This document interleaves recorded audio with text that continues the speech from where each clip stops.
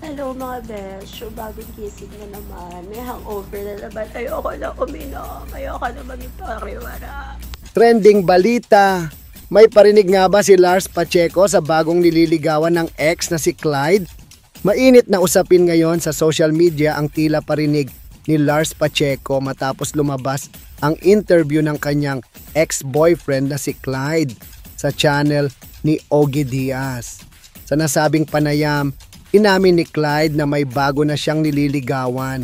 Agad itong naging sentro ng diskusyon sa online community, lalo na ng mga dating sumuporta sa relasyon ng dalawa.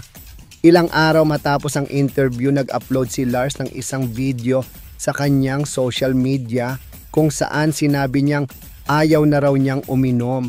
Maraming netizens ang nag-interpret nito bilang patama o emosyonal na reaksyon sa revelasyon ni Clyde.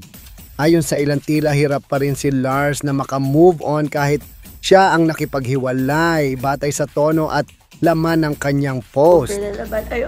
Bagamat walang direktang pahayag mula kay Lars na ang kanyang video ay may kaugnayan sa bagong nililigawan ni Clyde, marami sa kanyang followers ang nakaramdam ng lungkot at panghihinayang.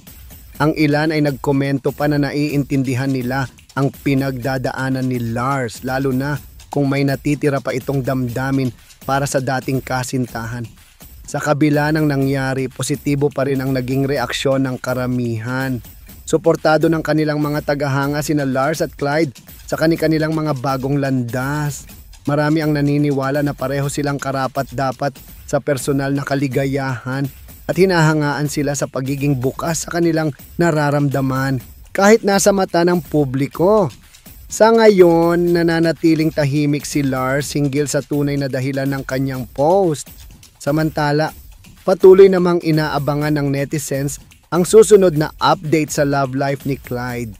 Isa lang ang malinaw, kahit tapos na ang kanilang relasyon, nananatili silang relevant at minamahal ng kanilang mga taga-suporta.